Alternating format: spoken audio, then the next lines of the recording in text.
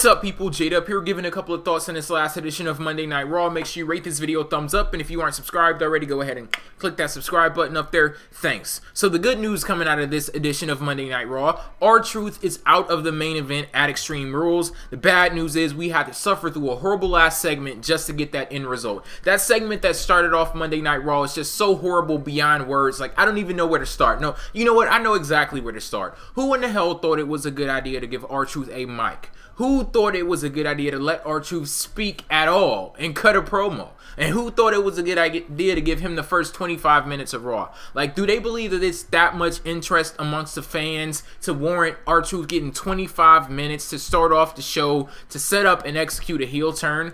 And was this dude really on my TV, on national TV, bumming the crowd for cigarettes? Are you fucking serious? Like, did that really happen, or was it just some wild and crazy nightmare of mine?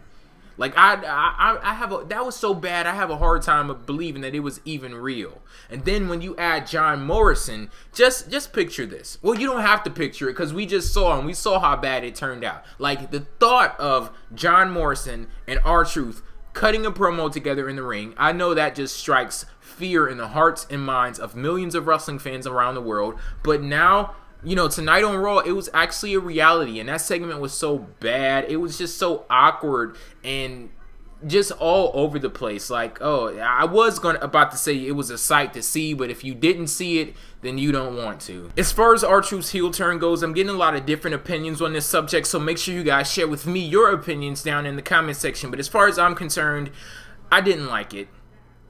Didn't like it at all. It was too over the top for me. Maybe if it wasn't so over the top and ridiculous with the whole cigarette thing, him going over to the crowd, who got a smoke, and grabbing a cigarette and, you know, lighting it up and smoking it. He was acting like he was smoking something a lot worse than a cigarette, and it seemed to me like there were some undertones in that whole little situation. I'm not even gonna go there, but yeah, I sensed some in that situation, so it just didn't agree with me. There's something about R-Truth that does not agree with me, and the real reason why I don't like R-Truth is because he goes out there and he makes a fucking fool of himself.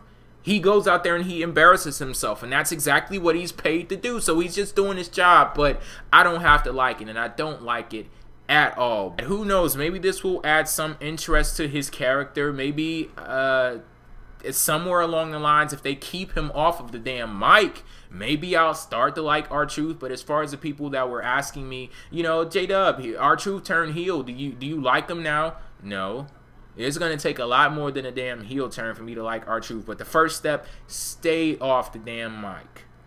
Stay off the damn mic. That's the first step. And as I mentioned earlier, we have a new main event for Extreme Rules. It will now be John Morrison versus John Cena versus The Miz in a triple threat cage match for the WWE Championship. I believe that John Morrison is a great addition to this match. I'm really anticipating it now that he's been thrown into the mix, and he's a much better alternative to R-Truth. As far as John Cena and The Miz go, they were in a match tonight, a tag team match. Alex Riley and The Miz versus John Cena and Sin Cara. On the subject of John Cena, has anybody noticed that he's been incorporating more moves into his moveset recently? I posted this message on Twitter during Raw, and a couple of people were like, so he still sucks. And then some other people were cracking jokes like, okay, well now he has what, 5 or 6 moves? But to be serious, I may have to tip my invisible hat to John Cena, because maybe he's making these positive changes consciously, and he knows exactly what he's doing. He's trying to improve his on-screen character, because this is a new season in WWE, so to say. It's after WrestleMania. Maybe he's trying to build himself up in anticipation for the biggest match of his career with The Rock at WrestleMania 28 next year, so he's trying to step his game up a little bit.